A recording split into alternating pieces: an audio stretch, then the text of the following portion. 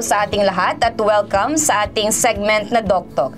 Ngayong araw ay pag-uusapan natin ng isa sa mga mental health disorders na kinakaharap ng ating mga kasundaluhan, ang post-traumatic stress disorder. Ngayong araw ay makakasama natin ang officer in charge ng Mood Clinic ng Manila Naval Hospital na si Dr. Maria Ella Cabanlet. Ma'am, good morning ma'am at welcome sa ating segment na Doktok. Ang pag-uusapan po natin ay about post-traumatic stress disorder. And alam naman po natin na month of June, year 2011 ma'am, if I'm not mistaken, idineklara po na June ay month of post-traumatic disorder or mas lahanin po natin yung mental health po dito sa Pilipinas.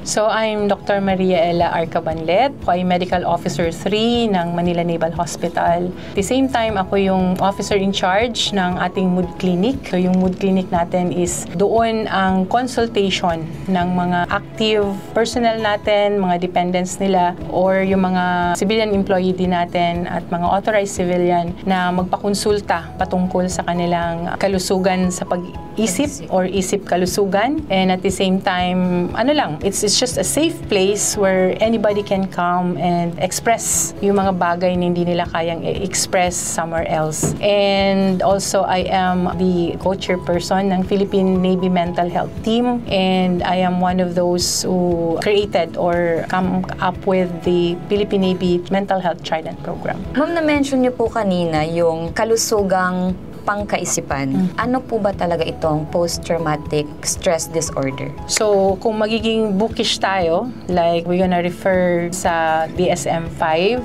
yung DSM-5 parang yun ang Bible ng mga psychologists at saka psychiatrists when it comes to labeling yung mga mental health cases or mental health diseases or illness. Ang PTSD is isang klase ng mental health illness na nakukuha sa kadahilanan ng pagkaka-expose ng isang tao sa isang matinding experience na kung saan ang kadalasan maaring hiniling yung buhay nila doon sa time na yon. So ano yung mga yon? Pwedeng yung nung montik na silang masagasaan, for example, montik na silang mabaril, kung sa atin, montik na silang mamatay, or kahit hindi sila mismo, or kahit kakita lang sila at hindi sila mismo yung nalagay sa dangerous situation na yon. Ito yung pinaka number one na parang nire-require in order to diagnose PTSD. So, pag na-expose sila sa mga ganun na situation, magre-react yung kanilang isip or ang kanilang brain mismo at magkakaroon sila ng mga maraming simptoma katulad ng hindi mapagkatulog, madaling magulat, kuminsan nagkakaroon sila ng mga nightmares, may mga times na nare-relive nila yung experience, ibig sabihin parang nawawala sila sa realidad at napupunta sila pabalik doon sa experience na yon. Kaya ang itsura nila kung minsan parang nababaliw. Pero actually, meron sila yung tinatawag namin na derealization. Ibig sabihin, parang naibalik sila dun sa situation na yon. So, nagre-react sila that way. Meron din sila yung paranoia. Ibig sabihin, parang nawawalan sila ng tiwala sa kanilang paligid. So, kadalasan sa mga may yung tinatawag namin na full-blown PTSD, pag nasa mall sila, for example, talagang heightened ang alertness nila. Ibig sabihin, nakabantay sila parati. Parang parating may kalaban. So, isa yan sa mga maraming simptoma ng PTSD. Paano nyo po binibigyan ng treatment ang isang sundalong may PTSD sa hindi sa non-military personnel po na may PTSD? Okay.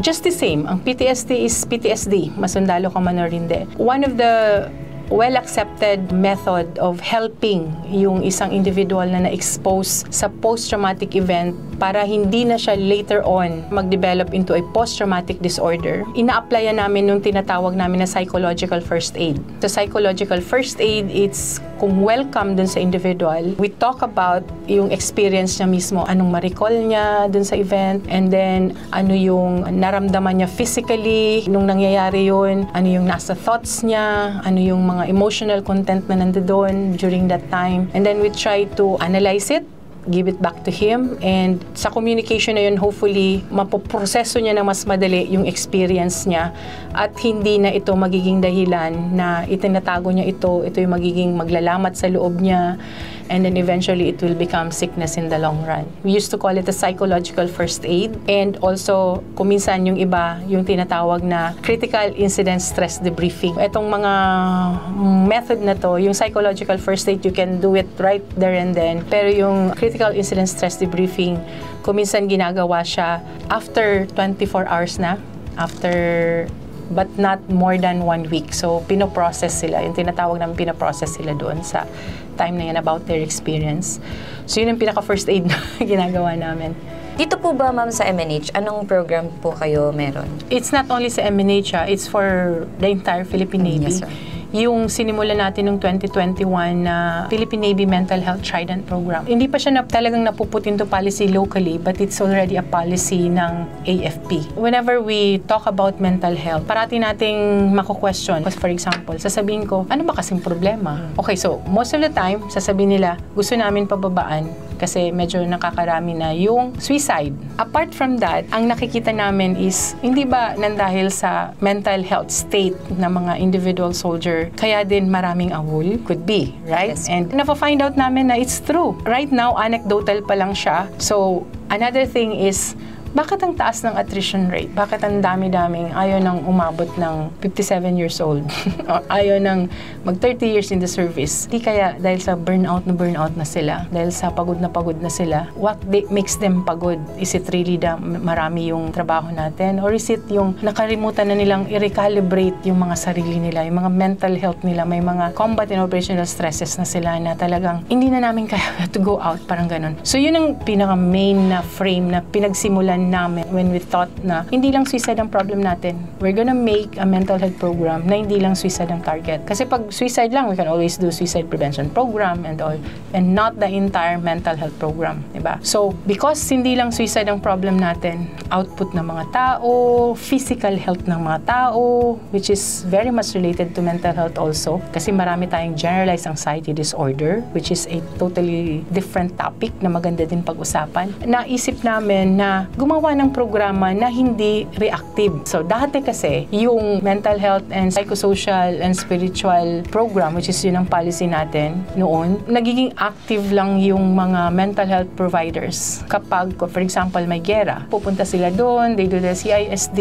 they do yung psychological first aid, reactive. Gusto namin ito na proactive siya. We teach people to take care of their own mental health. We would like to reach out to everybody and tell them na it is the duty of everyone to take care of their own mental health. Pero ang tanong kasi is, how do you do that? Sa phase ngayon, ang ano lang namin is more psychoeducation. Psychoeducation. We tell them about combat and operational stress. We tell them about itong mga coping mo, kung pala inom ka, pala sigarilyo ka, pala sugal ka, or womanizer ka, or addict ka sa cellphone, you're not a bad person. Maybe you're just using it in order to treat your own mga mental health issues, which is very, very common. Makukuha mo talaga kasi nasa military ka. Life in the military is really, really hard. Kailangan mo i-accept yan. Hindi man natin pwedeng baguhin yan because that's military. Hindi natin babaguhin yung military. Ang babaguhin lang natin is ano yung pananaw mo at anong pwede mong gawin kasi ganyan yung life in the military. What else can you do? So yung Trident program, yun ang after namin. What we come up with the Philippine Navy Mental Health Trident program is to create mental health extenders. Ang tina-target namin are the senior enlisted personnel at saka yung mga junior officers ng bawat unit.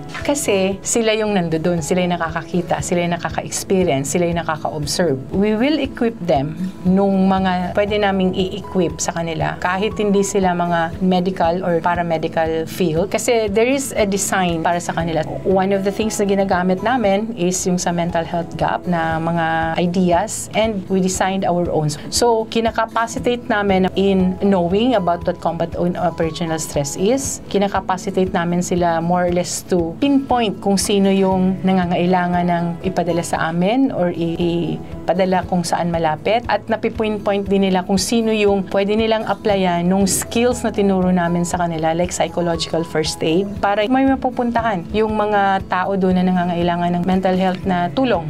Alam naman po natin na kahit marami po tayong gawin ng mga programs, marami po tayong gawin ng mga posters para lang magkaroon ng awareness yung lahat, mayroon pa rin pong mga tao na nakaka-experience po ng PTSD pero nahihiya pa rin pong mag-seek ng advice.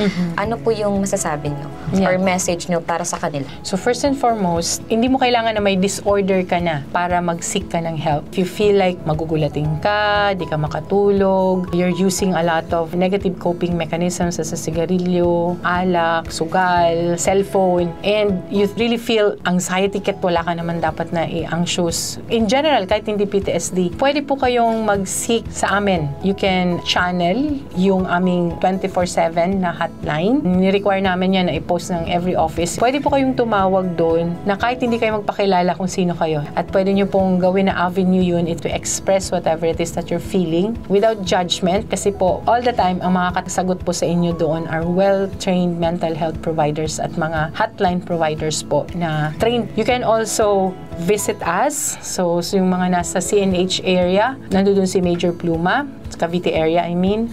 Dito po sa Manila, we have our mood clinic, which ako po yung OIC, but there are 3 of us na actively nag-entertain ng anyone who wants to talk anything under the sun. So kung preferred ninyo lalaki, we have Sir Michaels, and we also have Major Dagat, yung aming nurse psychologist. So ang mood clinic is a safe place for you din. Yung office na yan, pupunta kayo ng MNH, nakatalikod po yan sa main building. Ma'am, maraming salamat po sa oras na naibigay po ninyo ngayon upang talakayin natin ang isa sa mga mental health problems, ang post-traumatic stress disorder. At sana po, sa susunod po na magkaroon po tayo ng talakayin tungkol po sa iba pa pong mental health problems, ay kayo po ulit ang makakasama natin sa segment po ng DocTalk. At yun nga mga ka-Navy, sana ay may natutunan kayo sa segment natin ngayon at palaging tatandaan, gaya nga ng sabi ni Ma'am Cabanlet, ang mental health ay responsibilidad ng bawat isa. Ito si Apprentice Seaman Kate Valerie Provido, Philippine Navy, para sa DocTalk.